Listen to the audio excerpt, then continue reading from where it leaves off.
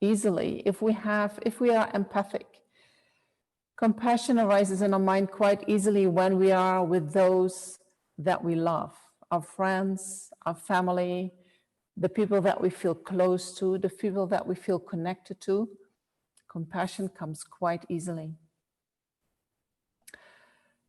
But then if we look into strangers, compassion sometimes comes. Yeah? If we hear about somebody or a group of people who is suffering from something that we can imagine they're suffering from.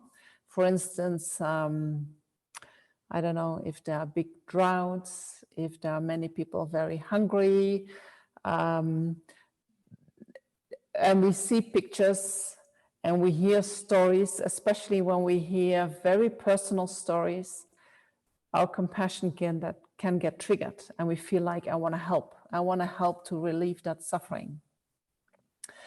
But in general, strangers are those people that we don't know, we don't hear about, we're not even aware that they exist, you know? So there is like a lack of care in our mind. When we think about it, we know that they are there. When we think about it, we know that actually many people in the world, they do not have such good conditions as we have. So there must be suffering, but we cannot reach out to all these people. We do not have the capacity to do so. And it is also very difficult when there are people that we do not like, people who have hurt us, people who have been rude to us, people who have treated us very badly. We do not feel compassion towards them, right? We do not have the wish for them to be free of suffering. We often generate the opposite wish, right? The wish for them to suffer. Somehow we wish them something similar that they did to us, but even worse. And then we have the feeling that's going to make me feel good if that would happen. Right? This is what our mind does. So our mind is very biased. We have that seed of compassion, and that is naturally watered when we are with those that we love and like, but with the strangers, sometimes, depending on the causes and conditions, but mostly not. And then with those that we don't like, the opposite is triggered in our mind. So how do we develop a mind of what we call great compassion, a mind that is reaching out to each and every person, each and every sentient being? How do we do that?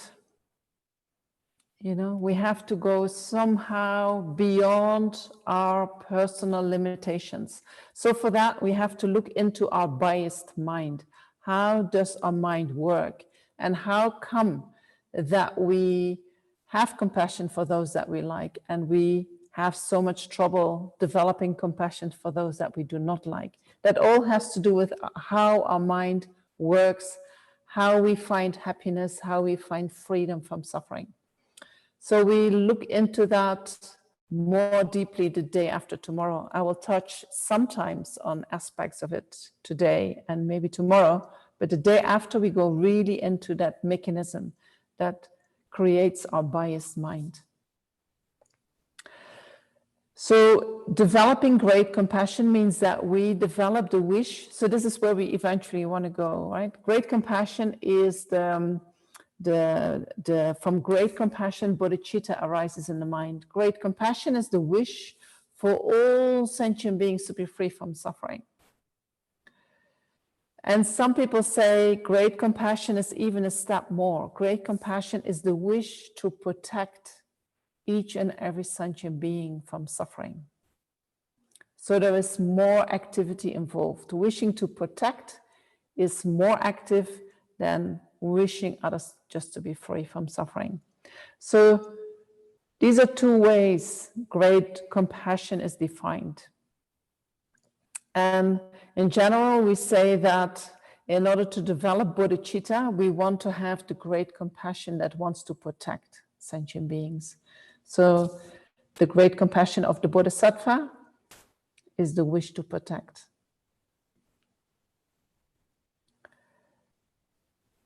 So we can generate compassion even for more sentient beings than just those that we like, with a worldly motivation. You know, maybe we want to just become a good human being. Maybe we see that developing more compassion in the mind is actually very good for us. It makes us feel more happy. It makes us have more purpose in life. You know, all the benefits that I mentioned this morning. Maybe we have the feeling that that is enough for me to develop more compassion. It can also be part of your value system, you know, that you feel that you as a human being, that is a quality that is there, and that is what you bring into the world. You want to make the world a better place by developing more compassion in your mind. And we can also develop compassion as part of a spiritual practice. And this morning I mentioned that in every religion, what religions have in common is that they all appeal to the compassionate heart. They all talk about how to care for others, how to open the heart for others, how to be better human beings, how not to be limited to that self-centered mind that is just concerned with ourselves, but how we can open that up. So if we're going to practice compassion as part of a spiritual practice, and we see it within the perspective of Buddhism, then we look into developing a motivation that is going to make the compassion more powerful. And in general, in Buddhism, we have 4 types of motivation. One is the motivation that is just concerned with this life. We just called a worldly motivation. That is continuing behaving the way you have been behaving. Maybe you're going to say, I want to develop more compassion, but to make this life better, just for this life. You know, then it's still a worldly motivation. A good motivation, but still worldly. Which means, worldly means you're driven, still driven by your self-grasping mind.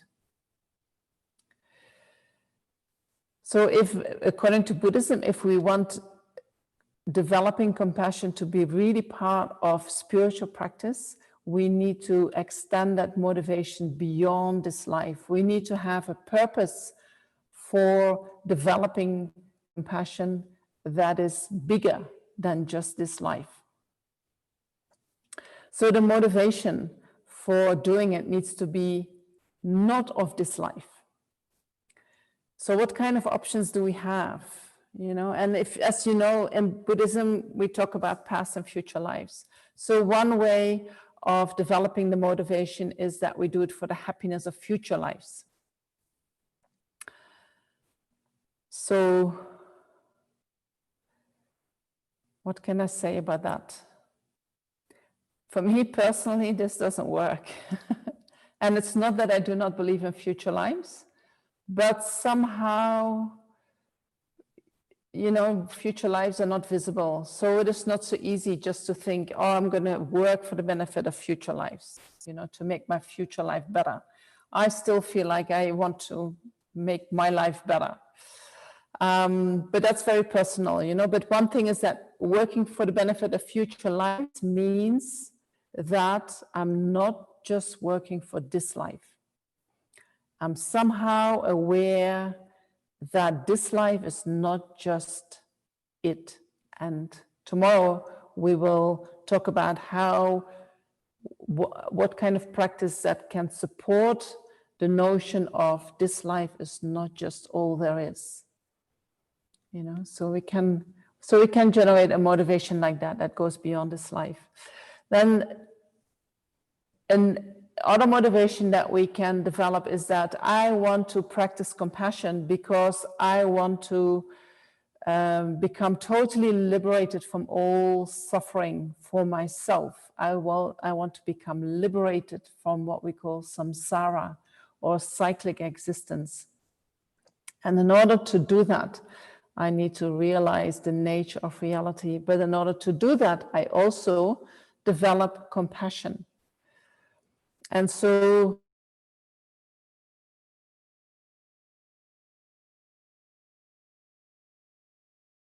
what we call the four immeasurable thoughts.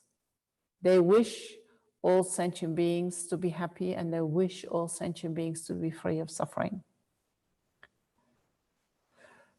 So that is a motivation.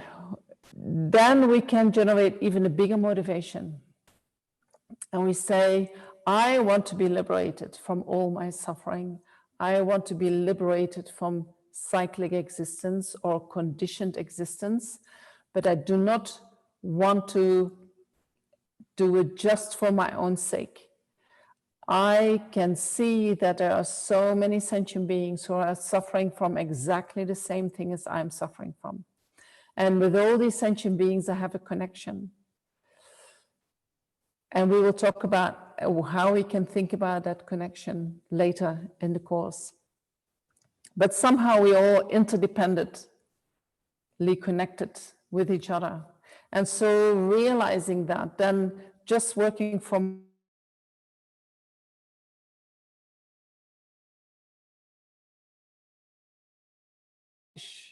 according to the Mahayana Buddhism. So they generate a mind that is not just motivated to liberate oneself from all the suffering, but also all sentient beings. So if we work for the benefit of all sentient beings, then we work towards fulfilling our full potential, which is enlightenment, or which is called Buddhahood, or we can also call it fully awakened. So we can have either of these motivations. You know, you can listen to the teachings with either motivation. You have four options. So what makes the difference? If the better we can generate a motivation that reaches out further than our own sake, that is not limited to just myself or to just this life, if we can somehow make it bigger, then the result of what we are doing also becomes bigger somehow due to the workings of karma.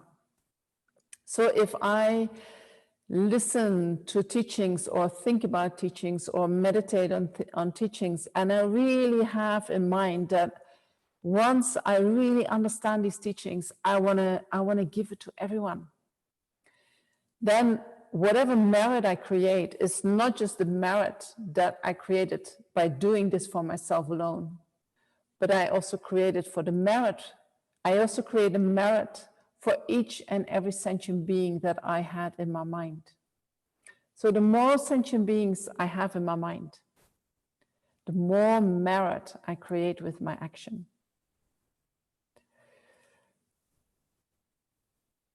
So that is how we do it in Mahayana Buddhism. And so then when we start engaging in practicing compassion, we have to make sure that we start where we are, that we have a healthy relationship with ourselves, that we have compassion for ourselves, that we appreciate our human life. You know, often we take that for granted. And that we remember that this life is not going to last forever. And while we are alive, that we are creating actions and that these actions have results. So some of these points I will talk about tomorrow, and today I'm going to talk a little bit about starting where we are. Because often we have high expectations of ourselves, expectations that we can't fulfill. And then in addition, we can have negative judgments about ourselves. The fact that we cannot fulfill these expectations. Do you recognize something like that in your own mind? that we walk on our toes. You know, we are fueled by society that only seems to appreciate those who are the best, those who have the highest marks, those who have the highest production. And if you're working and you do not fulfill these expectations, you know, you might get fired, or you might not get a promotion, or you might seen as, you know, you're just an average person, but you don't have a lot of esteem, right? This is what we have created with each other. Or what we can also do is that when we are in a relationship, you know, maybe we expect, or our partner expects us always to be the best. As if we have to perform like a movie star. You know, we always have to look nice. We always have to cook nice food. We have to smell nice. We have to perform, entertain our partner. We always have to be at our best. And maybe we expect that also from our partner. But we have to check, you know, if that is realistic. I think always wanting to be at your best is like training at 110% of your capacity. And when you train at 110% of your capacity, you can do that for a very short amount of time. But if you think that you can do that all the time, you're going to be exhausted. You're creating a lot of stress for your body and for your mind. Starting where you are is that you relax and say, this is what I am. You know, I wish I could do this. I wish I had these qualities, but if I really relax, they're not there. I always have to walk on my toes in order to perform like that, but they're not really part of me yet.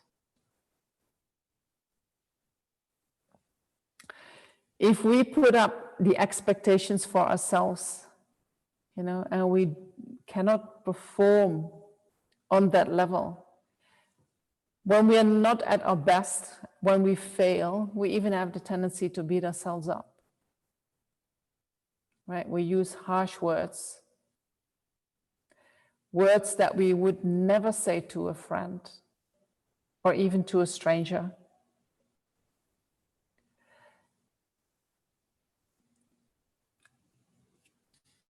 Getting that we are not perfect.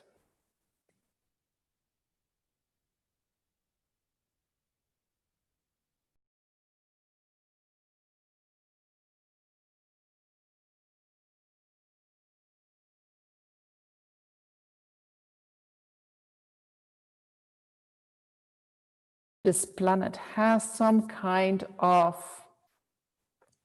what comes to my mind is disability, but it's not really a disability. It's like flaws. We have flaws, we have imperfections. Without these imperfections, we would not be able to be born here. So each and every one of them, each and every one of us has these imperfections.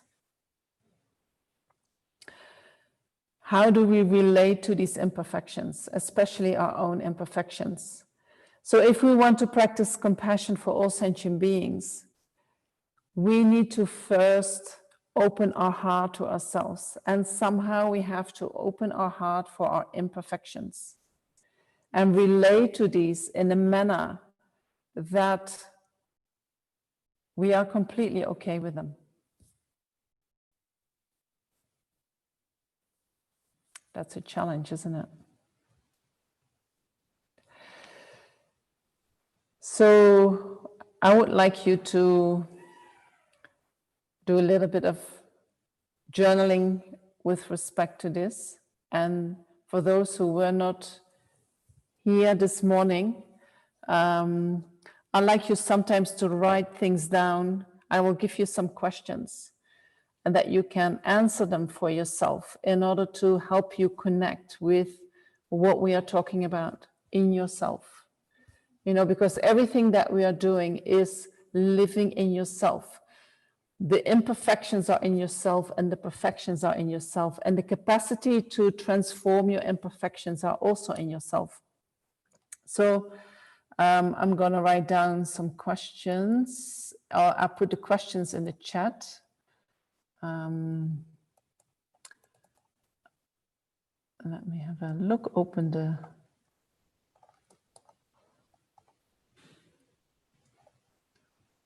file where it is.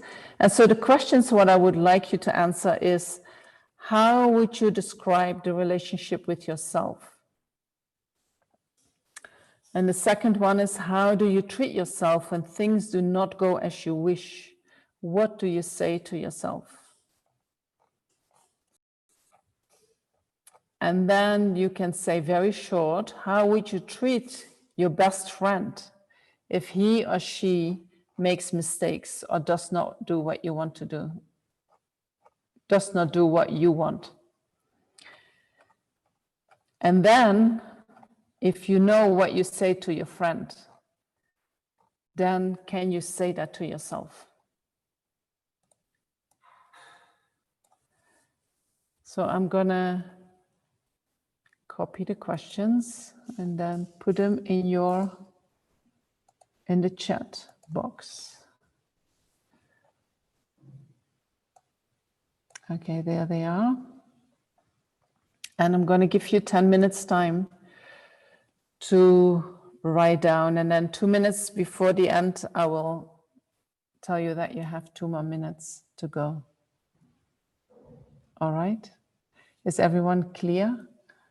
I know that this morning I explained a little bit more and some people have joined in this session for the first time. Do you see the questions, Diane?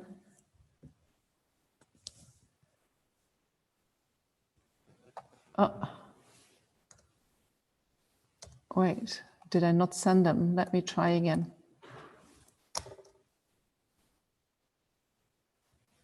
Yeah, there they are.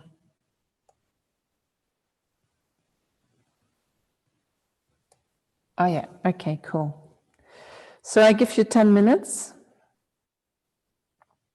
Just take your time.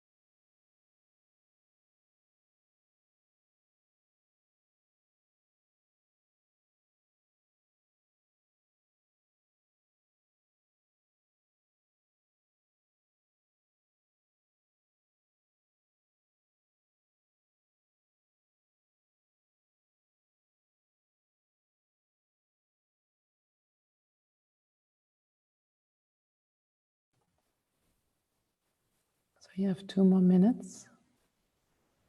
Make sure that you are going to question 3 so that you have time to also answer the last one.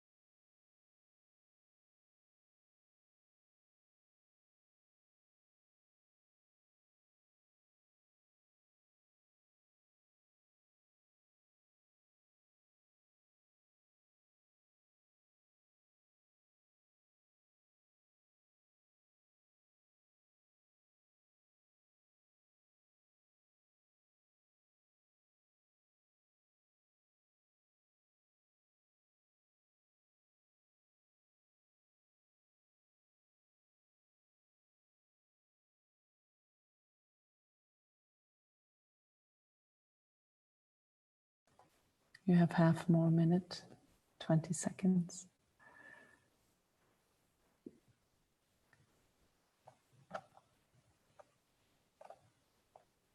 Yes, so you write these notes in your notebook.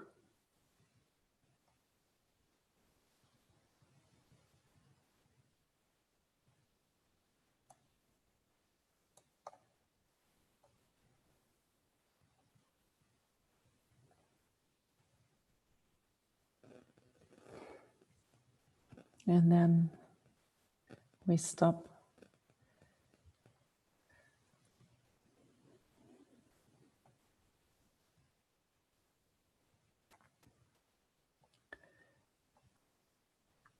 So when we do this, when we do the sessions, it's good to have some notebook or some paper and a pen, and you write the questions down for yourself or the answers down to yourself. If you want, I can put the questions in the, what is it called, the Dropbox or the Google Drive, where you can, the folder where you can find the documents that are part of this course.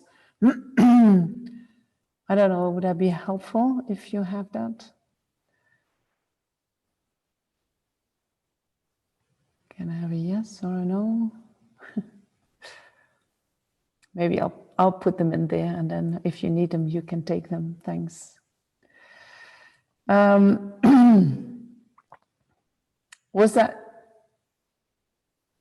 that help somehow to reflect on your relationship with yourself? Did it bring up some issues that you were not aware of before? Okay, I'll put them in the Google Doc. Yeah, that was it. Sometimes we treat ourselves worse than anyone else on this planet. Even those that we are angry with, we treat them better than how we treat ourselves. Not always, but I know that many people who come to these courses have this, I would say, have this problem. I call it a problem in the sense that we are suffering from that, and we might not even aware how much we are suffering from that. So I think if we practice Buddhism, if we practice developing compassion for others, we need to make sure that that relationship with ourselves is healthy and is positive, because all the relationships that we form is independence upon how we relate to ourselves. If we treat ourselves badly, then for sure we will treat at least some of the people that we meet in a bad way, you know, or maybe we treat our friends and family when they do things that we don't like in a similar bad way as that we treat ourselves. And I think the more we understand our own mind, the more we understand ourselves, the more we can embrace each and every aspect of ourselves, the more we can do that with difficult aspects of others.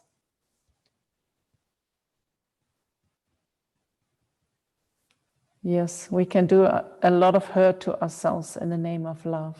That's true. We call that love, you know. We have a lot of, what I discover, a lot of confusions. You know, we label certain activities in a way that if we investigate these activities, they're actually something else. In the same way, we label ourselves in a certain way, we believe in ourselves in a certain way, but when we start investigating, we might exist in a very different way. And so we have these confusions, and these confusions make that we engage in actions that actually can never bring the result that we want, because they're based on confusion. They're based on not really understanding the nature of our existence, the nature of what is going on in our mind. So the more we understand these confusions and undo the confusions, the more we will be able to create actions that are actually going to lead to the effects that we are setting out for at the beginning. So having a good relationship with ourselves will create a healthy body, will create a healthy mind, and it also will create a very good foundation for developing compassion for others. So I call that self-compassion. In Buddhism, you do not find the word self-compassion in the scriptures. But if we look into, if we would define self-compassion as the wish for oneself to be free of suffering, then we do find that in Buddhism. And we could say that that is related to renunciation from cyclic existence, wishing to be liberated from all suffering. That can be a way of self-compassion, what we can call self-compassion. So many of us have trouble with that because maybe we grow up with a certain religion in which we learn that we are just here to selflessly serve other sentient beings, and thinking about yourself is selfish. Maybe due to our upbringing, due to our conditioning, we feel uncomfortable when we think about our own benefit. We maybe have learned that actually we're not good enough, we do not deserve, we are not worthy. So bringing any attention to ourselves is making us feel uncomfortable. And if we have this kind of conditioning, then when we listen to Buddhism and we hear the teachings that talk about benefiting other sentient beings, we feel like, oh, I like that, I know that, that's what I've always been doing. And, you know, I do not want to, we talk about exchanging self for others and not cherishing oneself, but only cherishing others. You know, we somehow feel very attracted to these teachings. And so then we jump straight into working for the benefit of others based on our conditioning in which we feel not worthy or not, that we do not deserve compassion, that we feel that that is selfish. If we do that, we might not be sure how to work for the benefit of ourselves. You know, so if you see these tendencies in yourself, I think you might not have thought yet, how can I work for the benefit of myself? Yes, you work for the benefit of others. That is very good. But your foundation, I think, can be much better than it is at the moment.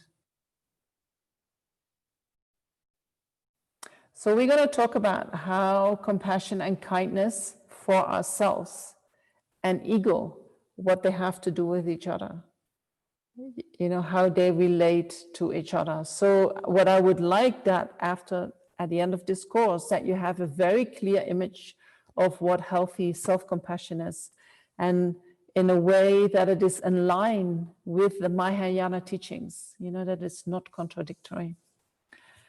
So we'll talk about that. But we have to unpeel all the layers, you know, in order to get a really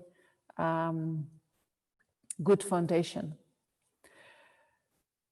So if you have learned in your life that working for your own benefit is selfish or bad, and that it is your duty to work for others, to please others, then it can be that in your mind, working for the benefit of others and working for your own benefit, they're somehow contradictory. Or some people, when they think about working for the benefit of others, they think about everybody else except themselves. You know, as if there is this separation. There is everyone who deserves my love and compassion, but me not. Right? There is a separation between me and others. Working for me is contradictory to working for others. Working for others is contradictory to working for me. And we believe then that that is a virtue.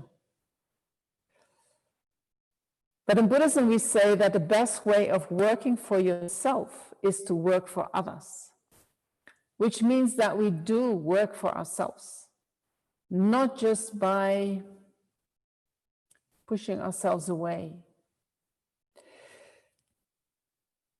We need to take care of ourselves.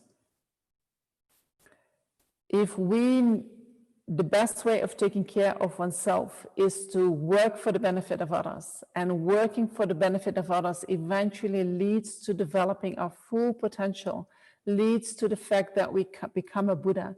The Buddha is the most happy person on this planet, on this universe, everywhere, in all the universes.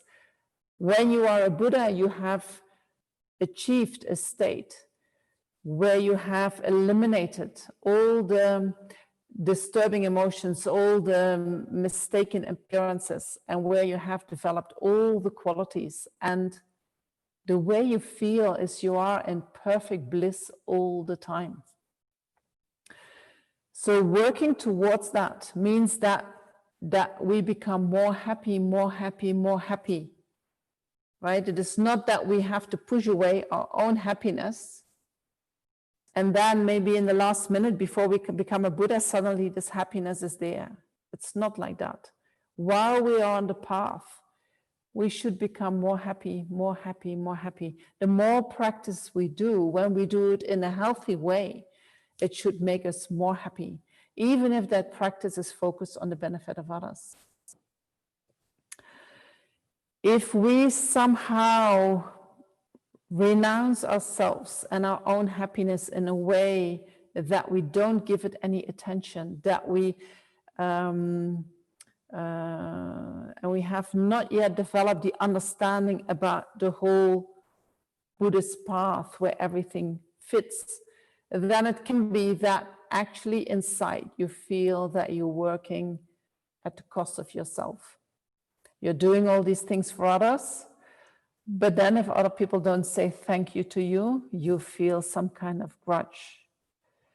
Or you work for the benefit of others, you feel so inspired by your teacher, by many teachers, and you keep giving, giving, giving.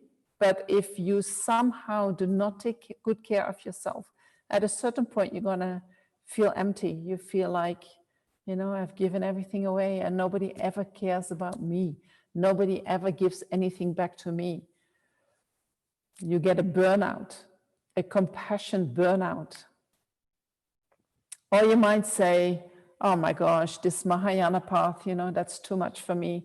I just cannot do that. I'm going to give it up. It doesn't work for me. I cannot always, give up my own happiness, work for the happiness of others, and nothing is coming back. I cannot do that. Then we give it up. And you might also think, you know, when I'm working on the path, and I must say I did that for a long time, if I just not give any attention to my neediness, to my own needs, then at a certain point, you know, that ego, that it will naturally disappear. It will just disappear. Just don't give it any attention, it will disappear. And some people then they say, well, you know, the self is empty anyway, so therefore, if I don't give it any attention, it doesn't matter. It's just my self-cherishing mind. Just ignore it. I know for me it didn't work. You know, at a certain point, you reach a point that the body and the mind says, and that's it. I cannot do this anymore. And so then we have to look in ourselves and try to think about how can I work for others in a way that it is not contradictory to working for myself. How can I bring working for others and working for myself, or maybe I should say it in the other way, in the opposite way, how can I bring them in one line? How can I work for others without harming myself? How can I work for others while at the same time taking care of myself? How can I work for others and at the same time giving myself the greatest benefit? And that's what we would like to do.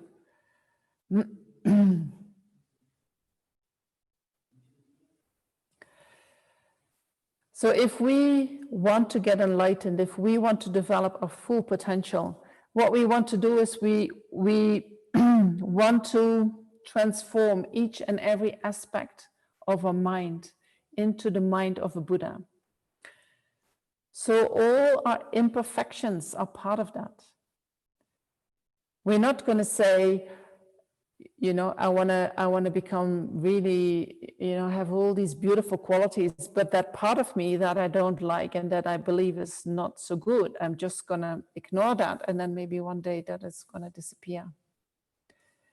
That part that you do not like has just as much potential to bring you to Buddhahood as all the other parts.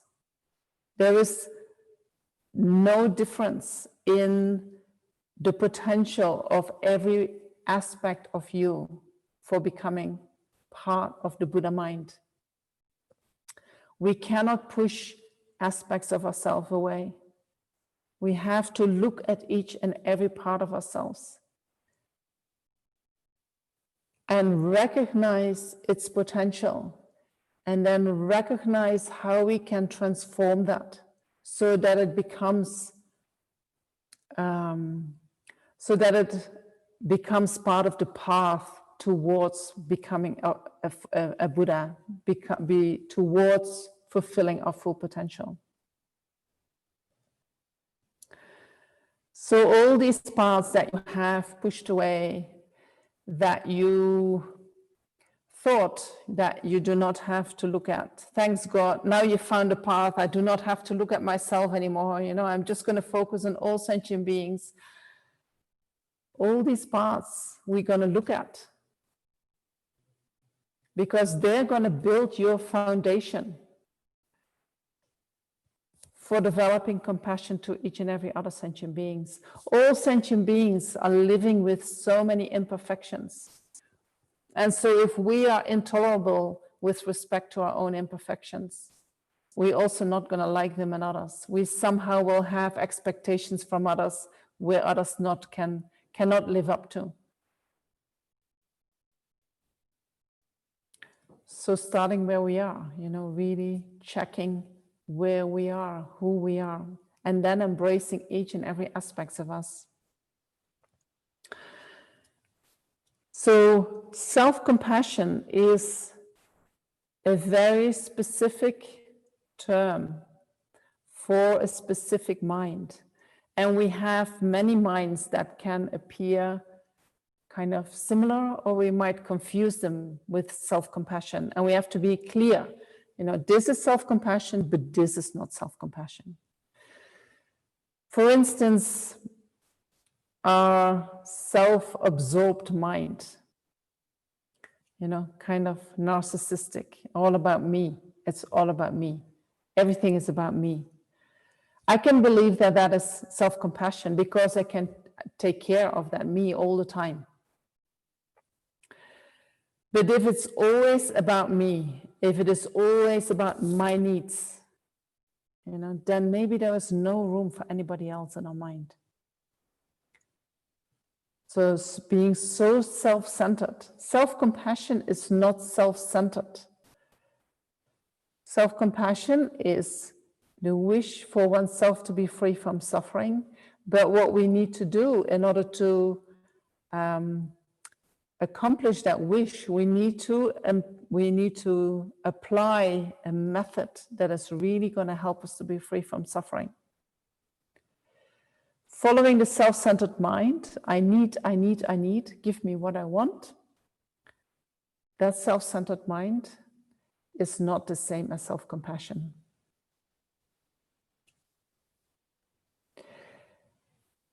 Sometimes we have a self-pity mind, we feel so sorry for ourselves. I have all these problems, and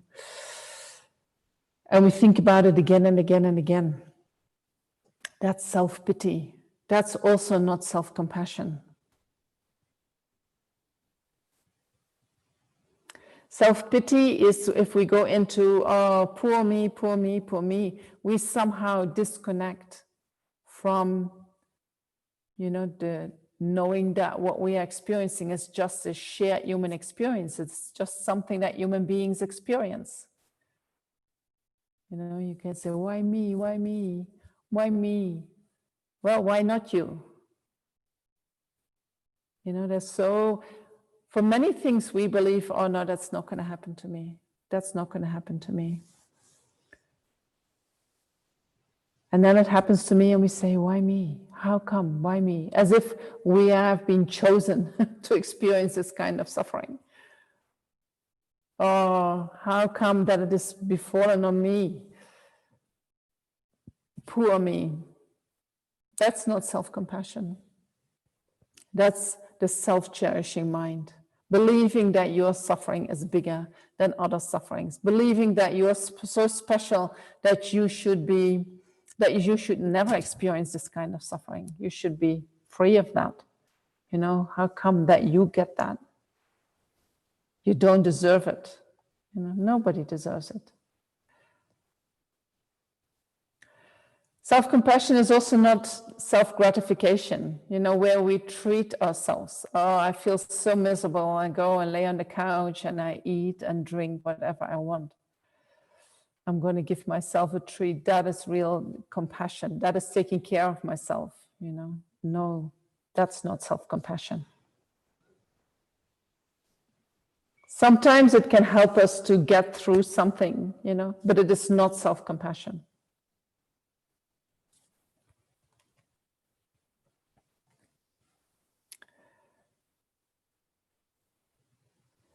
Self-compassion, yeah. So if you feel you need to give yourself a treat, you do that, but don't say, I'm now compassionate towards myself.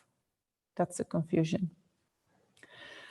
Self-compassion is also not the same as self-esteem. When we have self-esteem, that is somehow based on some kind of performance, like something that we achieve.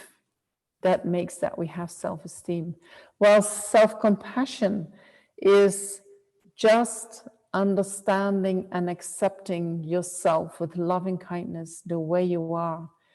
It is like very gentle, caring, non-judgmental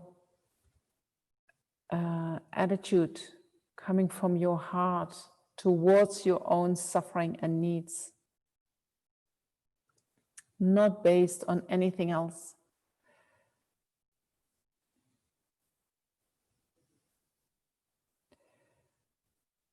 Self-compassion means that I love myself unconditionally. I do not have to perform.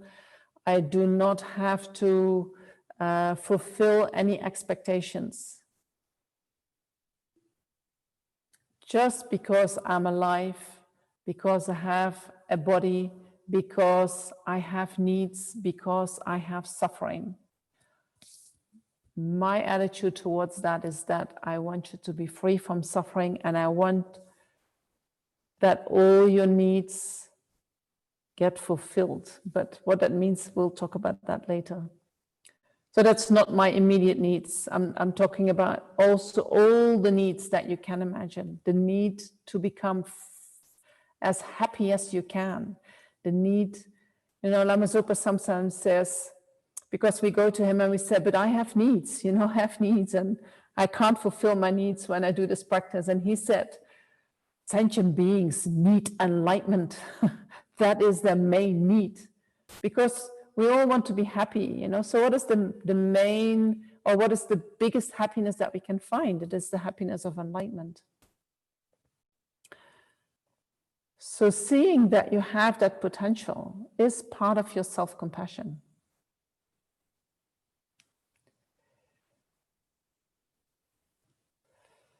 If we have been as children in relationships with our parents, with teachers, we might have been approached with expectations. If you do this and this and this, your parents are going to be proud, your teacher is going to be proud. And so you try to please your parents, your teacher, so that they can be proud. But in order to please them, you have to maybe walk on your toes, you have to perform harder than you actually can. You have to maybe suppress certain aspects of yourself that they don't like, that they do not want to see. So you show an aspect that they want to see, because you want to be loved by them. You fear that you're not going to be loved if you don't do that. You fear that you're going to be rejected if you do not fulfill these expectations. And so from that, we can build up a feeling inside us that if we are just the way we are, we have something in us that is not good enough, that is not worthy, that doesn't deserve, that maybe we feel there is something wrong with me. Maybe we feel I'm not lovable deep inside. This comes from having felt the need to abandon part of us at a certain point in time in order to please those that we were dependent upon. That creates a distorted relationship with ourselves.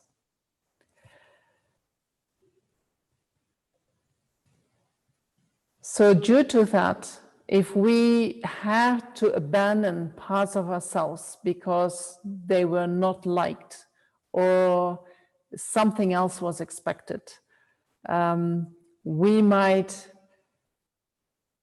have the feeling that we do not like that part of ourselves. So we don't want to see it, we want to hide it, we want to avoid it, we want to suppress it. We don't want it. Maybe we have a hate relation with it. And that is actually, if we don't want parts of us, there is an aversion towards part of us. Aversion can become anger. Anger can become hate. And the more anger and hate there is, the more separation there is, the more we cannot really see what that part represents. It becomes something in and of itself that just needs to be avoided. But according to Buddhism, each and every aspect of us has Buddha potential. So if we want to develop compassion for others, we have to reconnect with these aspects that we feel are not good enough, not worthy, don't deserve. We have to reconnect, reevaluate, and check, is that really true? I have that belief about myself, but is that really true?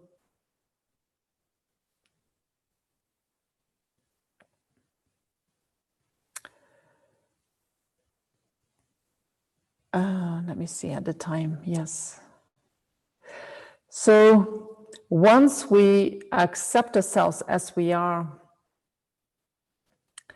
and we acknowledge all the aspects in our own mind, and we will, during the course, we will come back to this, you know, because I think it is a very crucial issue for many of us. Then we can look, then we relate more healthy with ourselves, and then we can start appreciating what we have. We can start appreciating the fact that we have a human body, and we look tomorrow into that, why that is so special and why appreciation for that is so helpful. And then we also look into the fact that this body is not going to last forever. Doing that will make it much more easy to deal or to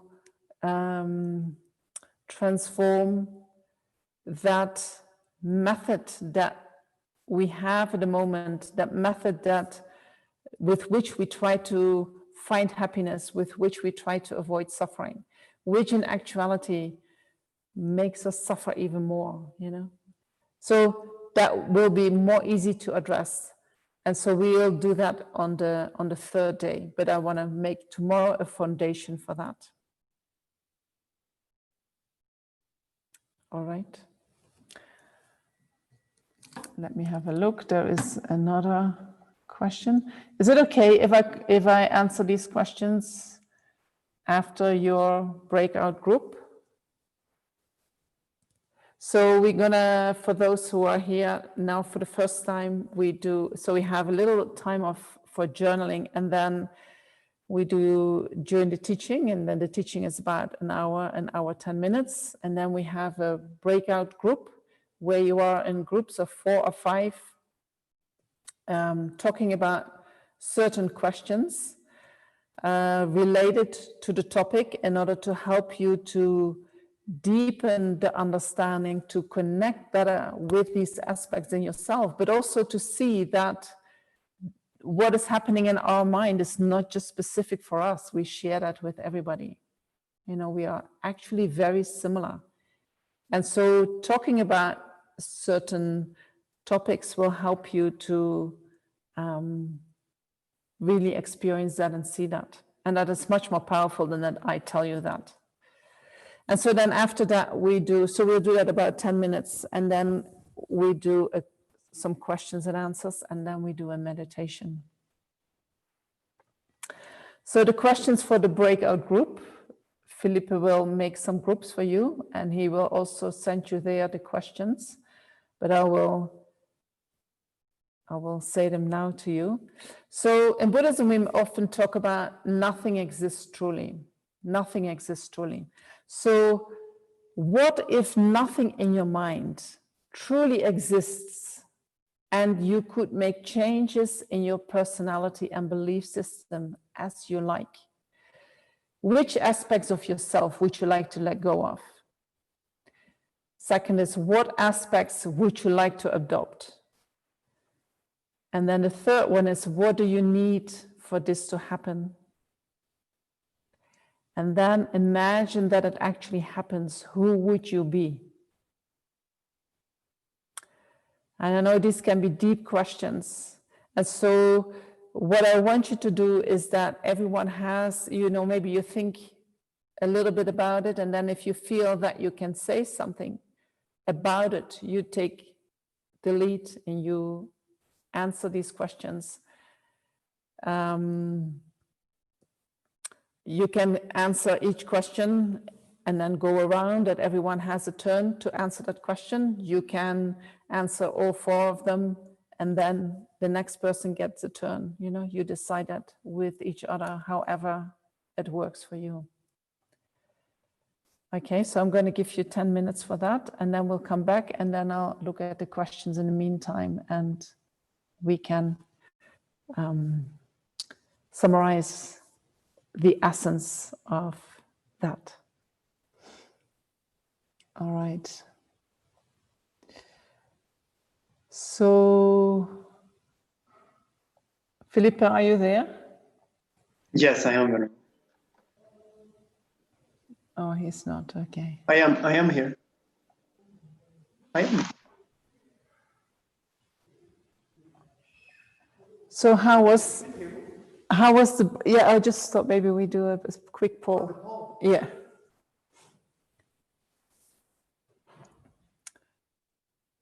So how was that? Was that helpful? Did that bring some insights? So maybe, you know, we have this option of doing a poll. Maybe I ask you the questions and then you can say yes or no, you know. So is it helpful to discuss in this way? We cannot hear you. I can You hear can hear me. We cannot hear you. I can.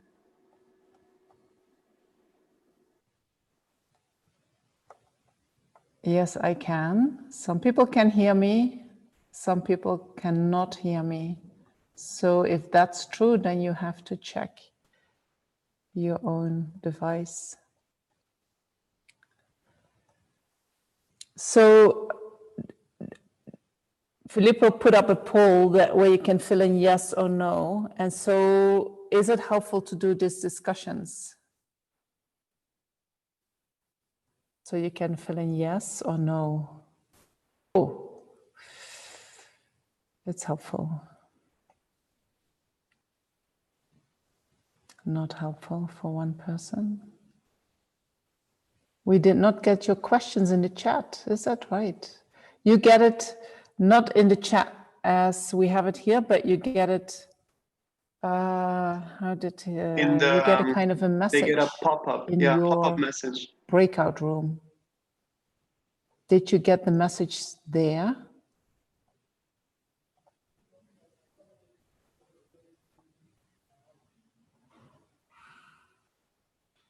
You can't hear me when I talk to you on the Huh? computer.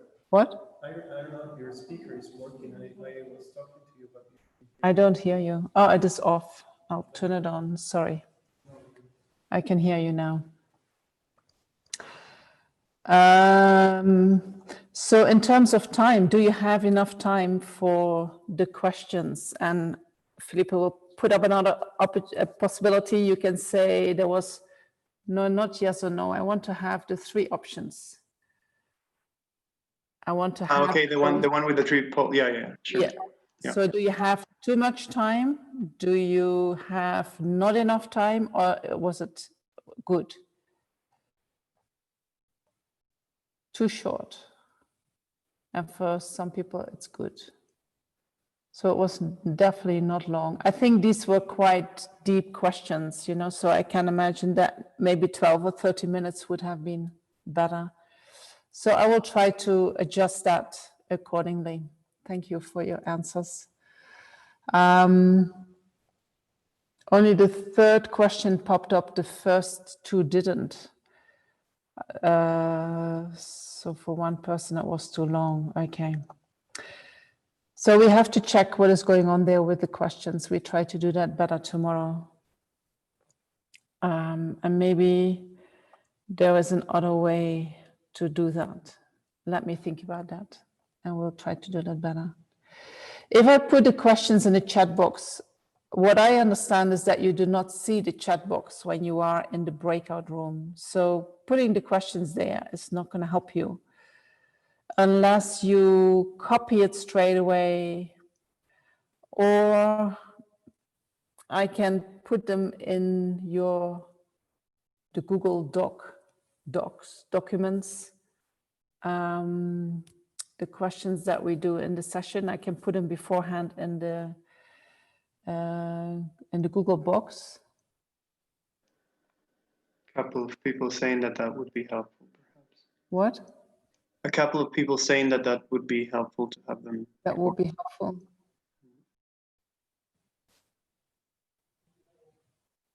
You can see the chat box. Okay, I will put them in the chat box. And maybe in the doc. And then you have it in 3 places. And then it should work somehow.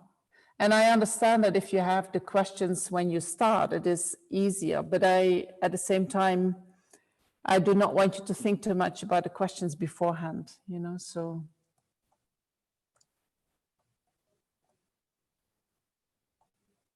Yeah, I don't want you to write so somebody says we can copy them in advance, but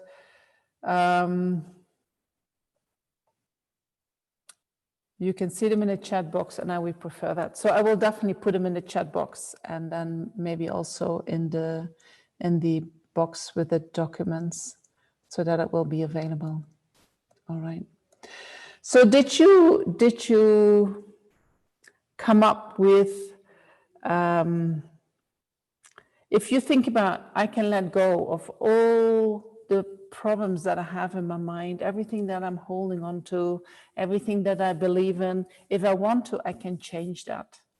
Did that give you some kind of, did that show you some kind of opportunity that you hadn't thought about? Sometimes we have these aspects in ourselves, they're so difficult. So what if we can just let them go? Wouldn't that be fantastic? If we find the essence or the where it starts, the root of it, and then we change it into something else. Wouldn't that be fantastic? Do you think that that is a realistic possibility? Or you think it's just, the Buddhist thinking that everything is possible, but it's actually not?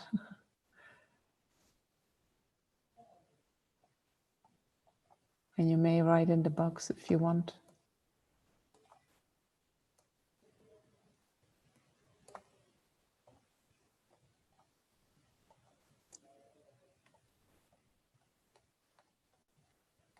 It's possible.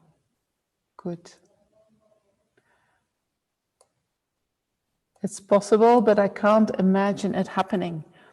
So that is something that we can meet, right? That we believe so strong that this is who I am, that we cannot even imagine us not having these aspects. Then who are we? Sometimes it can feel like, but this is who I am. So if I don't have that, I'm not me anymore. So I cannot even think about what I would be if I don't have that. And that just shows how deeply habituated we are to these aspects. That doesn't show that they're really yours. It just shows that you are so used to it that you believe it is you. So then that just means that we have to make many steps in order to undo that, right? Because whatever we adopted, which is not really in accordance with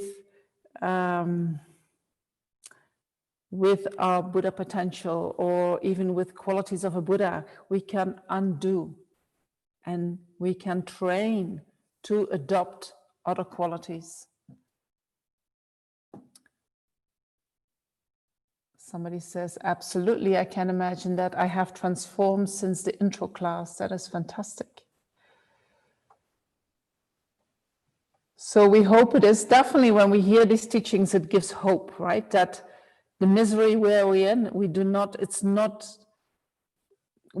have to accept that it's going to be like this forever.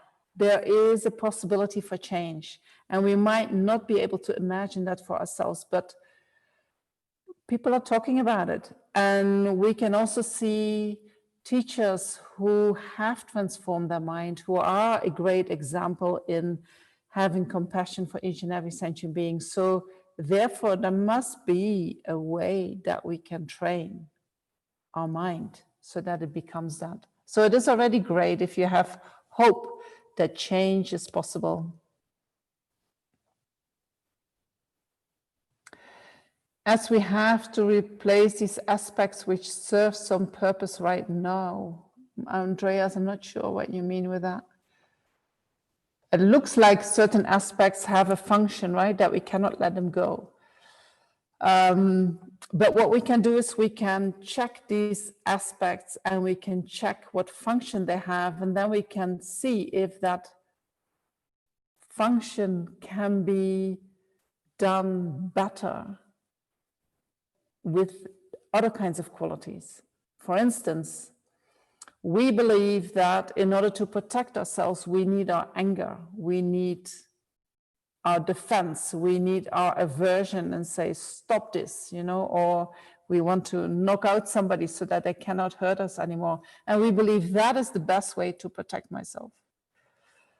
At the moment, that's true because we have no other option. But if we learn more and more and more about compassion, you actually can start seeing that compassion is a much better protector than your anger.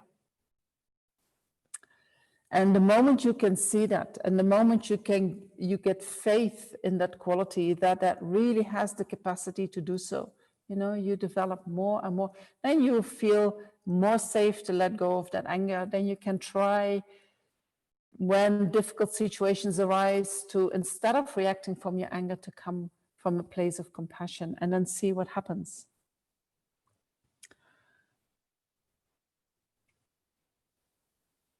We would be Buddhas. It's possible because a lot of people in the past did it. But for me, it's hard to imagine how I can do it. Yes. So we know it is possible. But for us, we have so many delusions at the moment. Our mind is so limited. We are so locked up in ourselves. It's hard to imagine how we can get there. But we can create causes for that. We can make steps, you know. Instead, we can. So tomorrow we will start with how we can start developing appreciation, which is part of the foundation that makes that we start walking towards developing our full potential.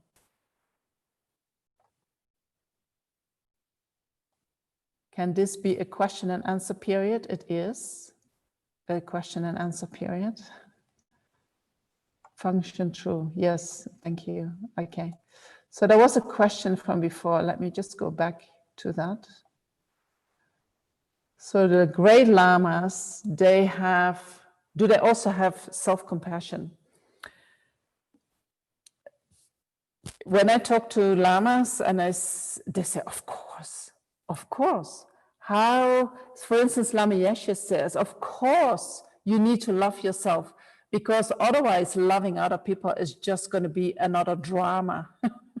He says, how can you love others if you do not know how to love yourself? How can you have compassion for others if you do not know how to be compassionate with yourself? But, and the day after tomorrow, we will talk more about that. The foundation for developing the wish to serve others is based on the wish to be free from suffering for yourself. And so independence upon the wish to be free from all sufferings for yourself, you realize that you're not the only person who is suffering, and you realize that each and every sentient being is suffering.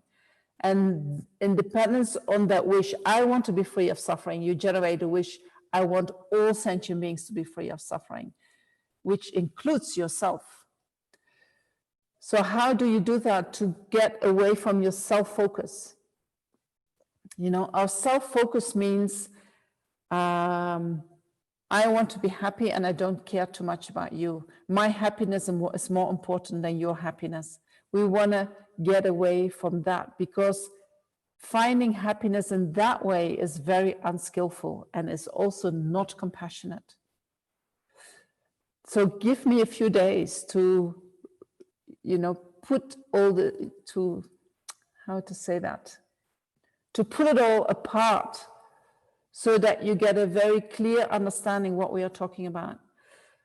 Lama Zopa Rinpoche, he sometimes says, you know, we also ask him about compassion, self-compassion, self-love, and he is like, you know, he says, of course you need to love yourself, but I'm not going to talk to you about that because as soon as I start talking about self-love, you guys are doing so strange, you know.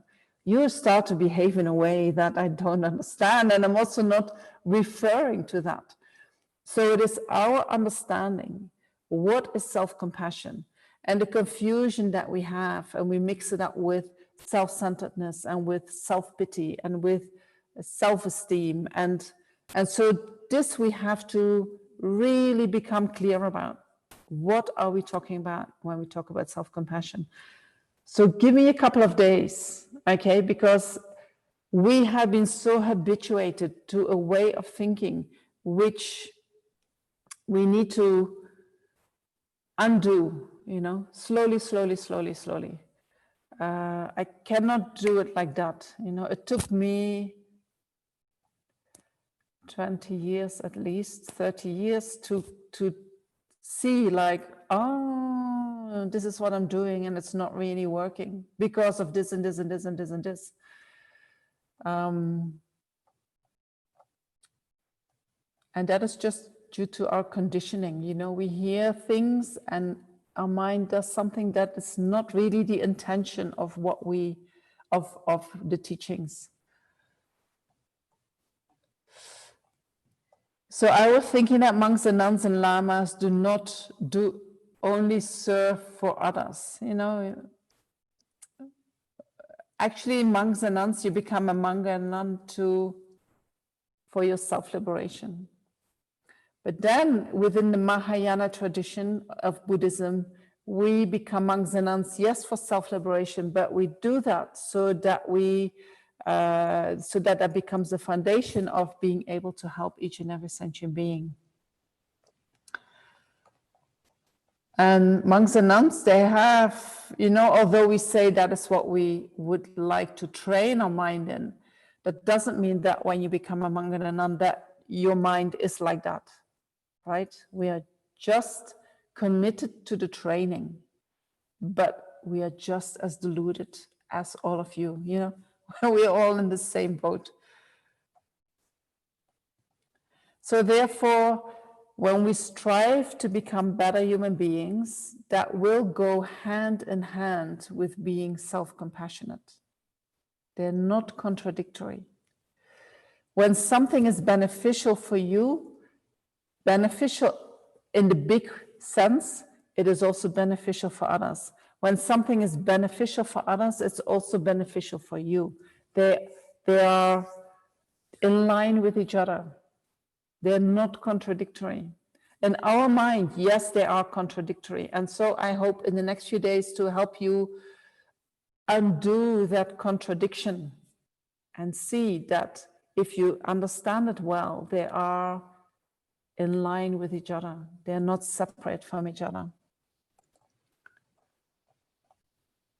Okay, I'll do 2 more questions. If you're an introvert and antisocial, I hope there is a solution. I'm sorry that I'm laughing, but in Buddhism, everything is possible. You know, introvert often means that you are very sensitive and that you maybe feel so much when you're in the presence of others that you just do not know what to do with that. And so then as a solution, you withdraw and you become antisocial. So you need to learn how to deal with that sensitivity. Could that be true? Could that be the case?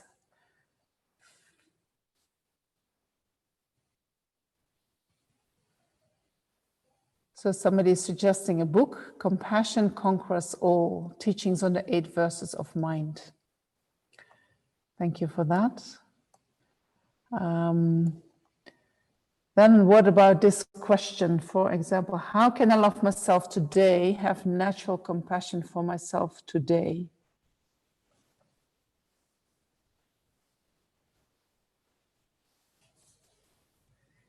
I'm not sure what you mean with the question.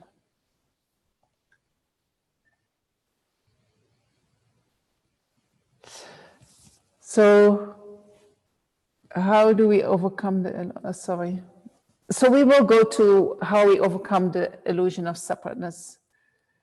It is to cultivate an open mind towards more compassion. Is it a good approach to cultivate and open your mind towards more compassion?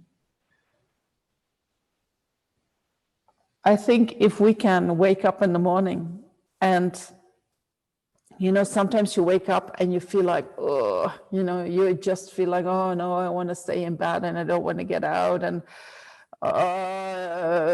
you know.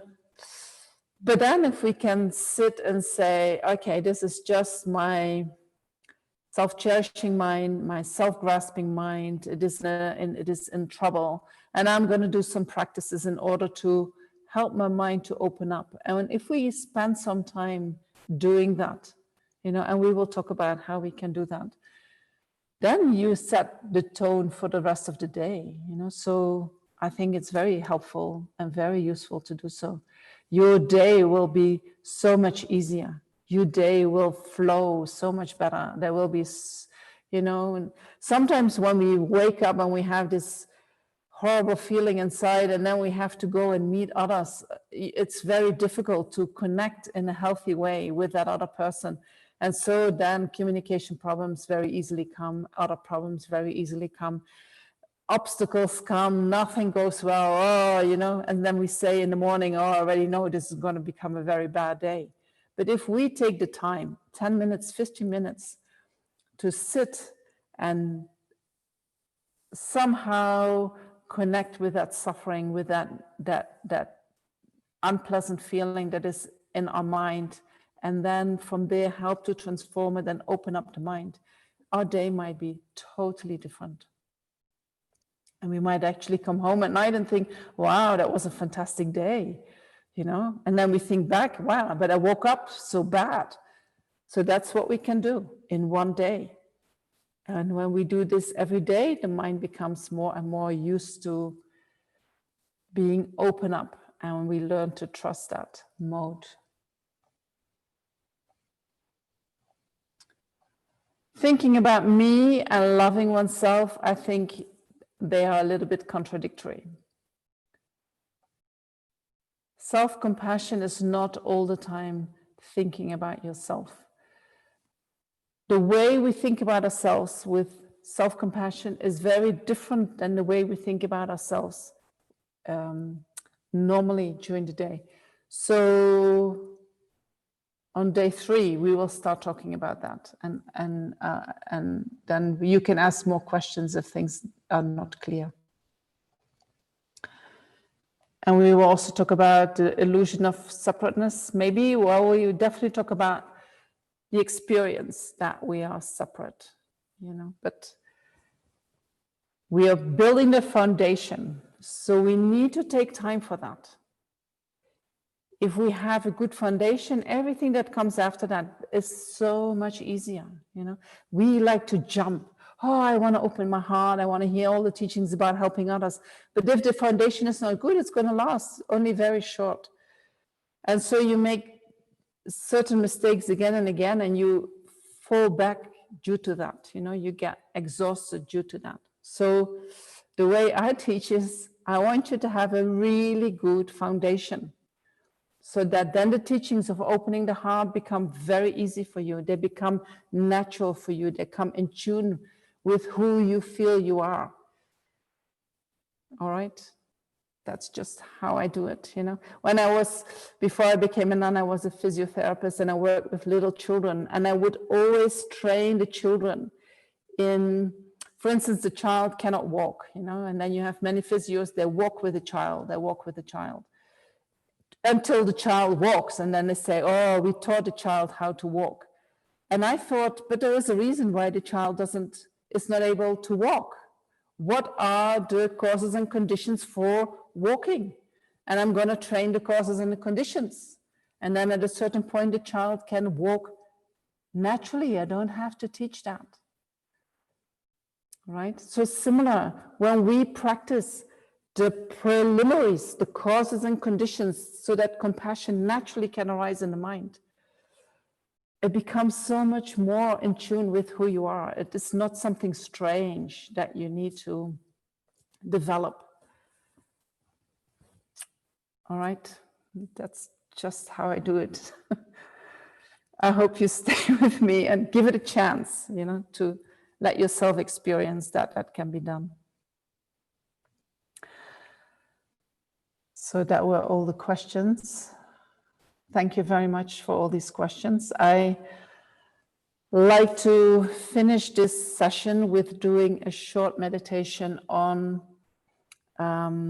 it's called a white light healing meditation, but it is You know, when we talk about Buddha potential, if we talk about what we are in essence, if we talk about the potential that we have, then that has a lot to do with light. We make things more heavy, more concrete, more solid than they exist in actuality. So this meditation will help you to let go that holding on to solidity and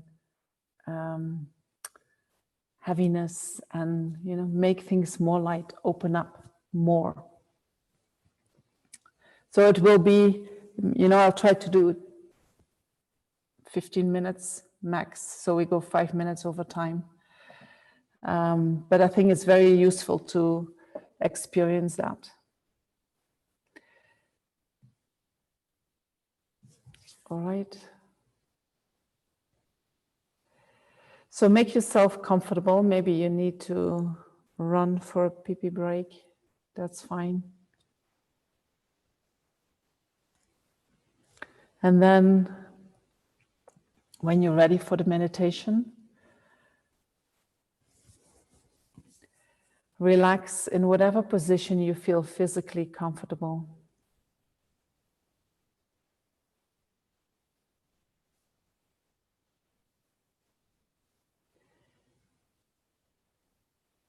So the most important thing is that your mind can meditate.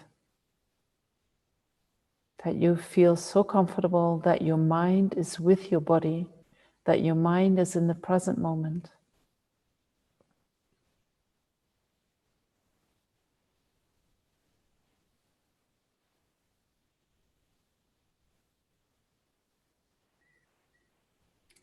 And so you breathe naturally until you feel that your mind is calm and clear.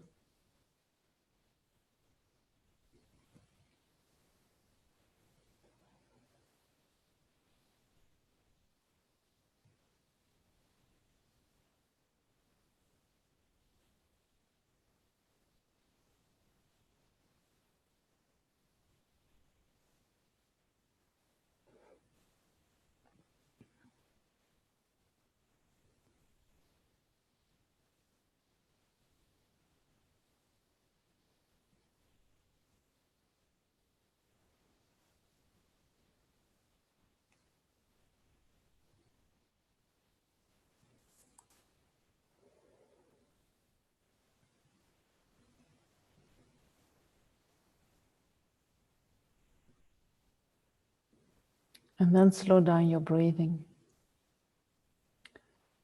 Breathe in slowly and breathe out slowly.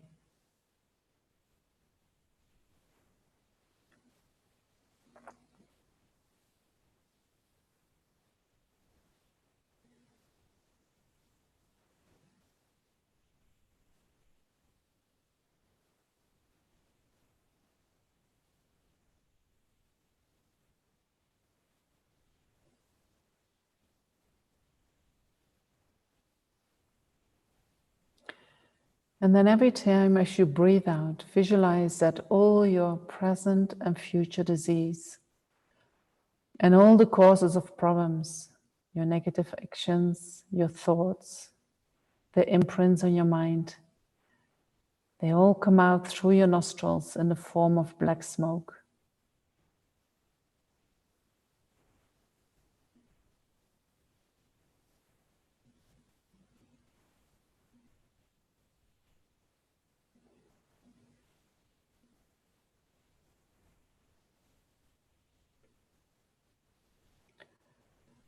All your problems, physically, mentally,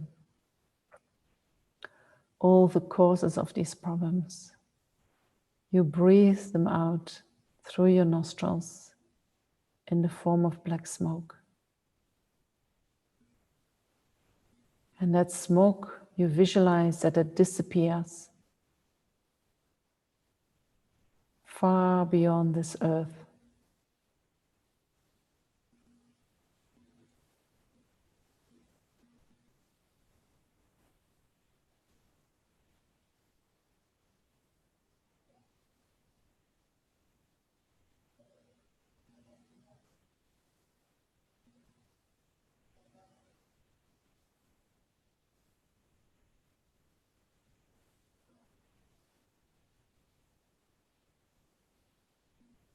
And feel that every time when you do that, when you breathe out, that black smoke that represents all your problems, your diseases, the causes of your problems.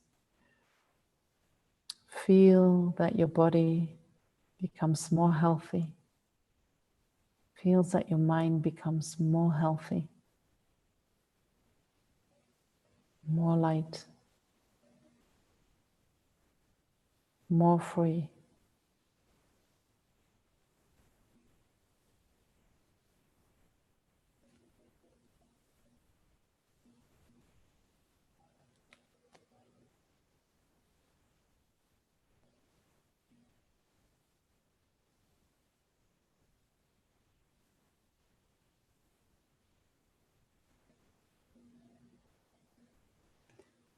And then visualize in the space above your head a sphere of white light, somewhat smaller than the size of your head. And it is pure, transparent, and formless. It symbolizes the pure mind of a Buddha. Or we can say the omniscient mind or the fully enlightened mind. And what it represents. And so that is not just limited to the Buddha, but just in Buddhism, that is what Buddha means to us.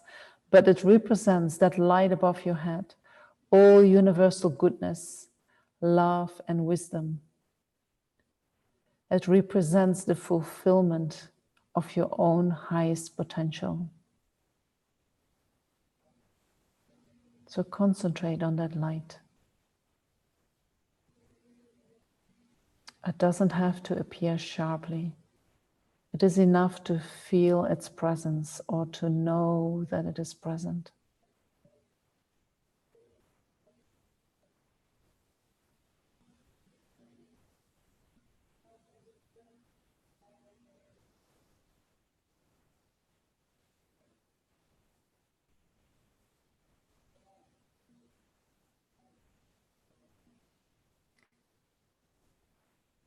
And then visualize when you breathe in that white light comes like sunbeams from that sphere of light, and it comes straight into your heart.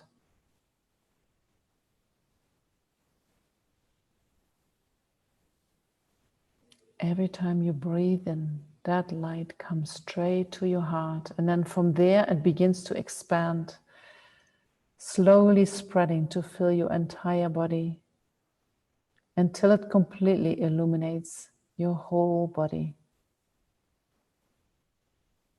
All the solid parts of your body dissolve and become light. Your organs, your bones, your blood vessels, your tissue and skin all become pure, formless white light.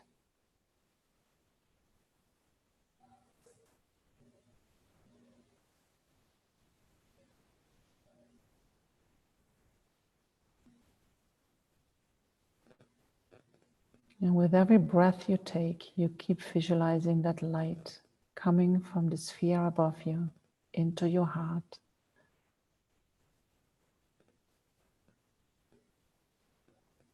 Spreading through your whole body.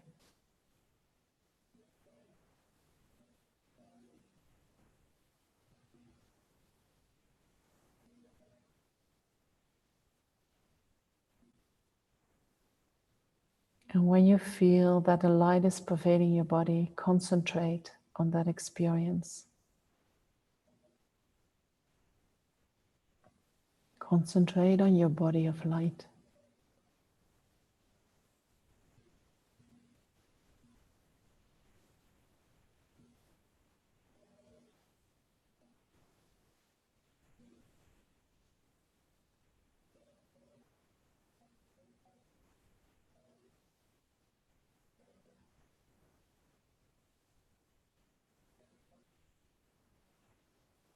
All your diseases are gone.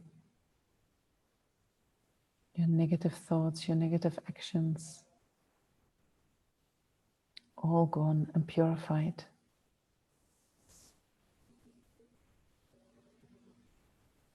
You feel serene and joyful. Your whole body, from the top of your head down to your toes, is filled with bliss.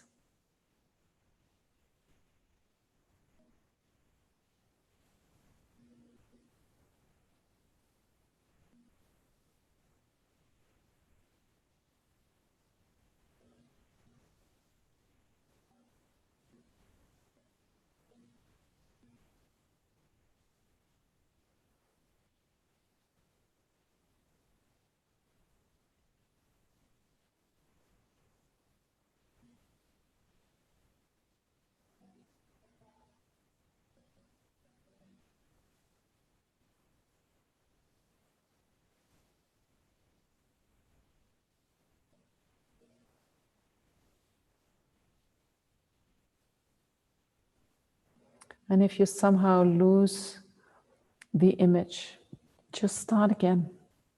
Visualize a sphere of white light above your head. And imagine that light coming straight into your heart and from there filling your whole body.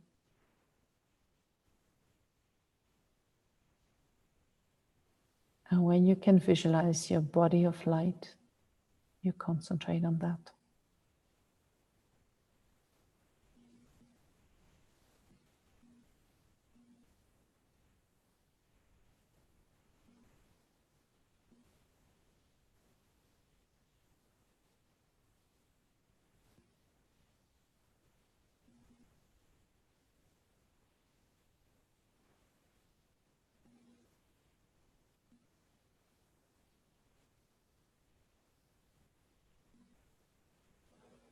Think that by doing this, your life has been prolonged and your positive energy, which is the cause of happiness and success, has been increased.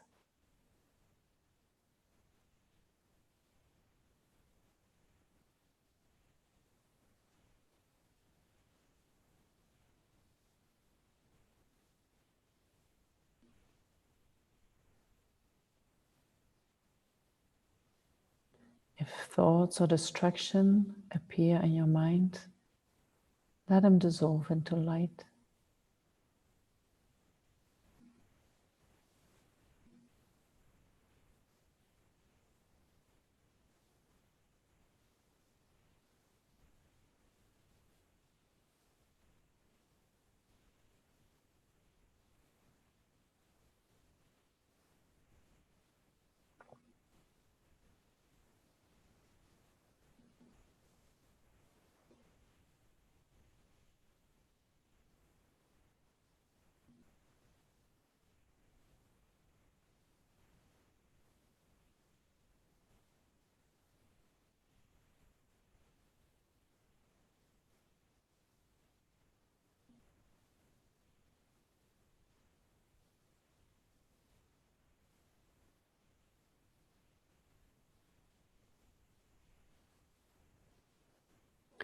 And then we can dedicate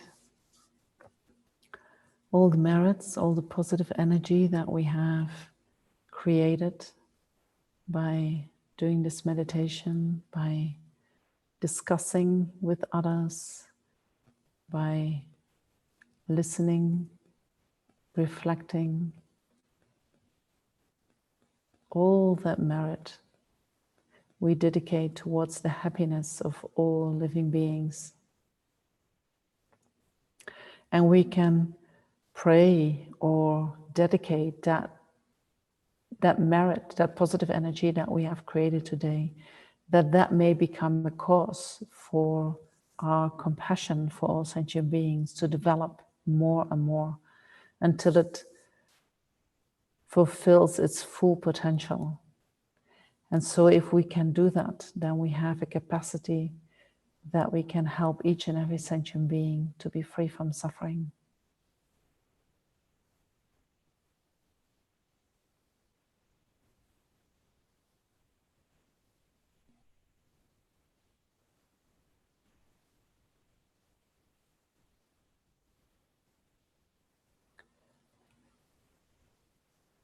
And then I want to thank you very much for being here. I So for those who forgot or didn't realize, every session, we do 2 sessions a day and they are different. So don't think, oh, I'll watch the second session today because you miss out on the first. But I'm sure that you can get the link to these sessions and then you can see them later today or tomorrow or any other day that is suitable for you. So tomorrow we will continue and start creating a foundation that is going to help us to let go, to open the heart, to open the mind. And so I hope to see you all tomorrow, 11 o'clock Indian time. Take care, stay healthy, stay sane in this crazy world, and see you tomorrow.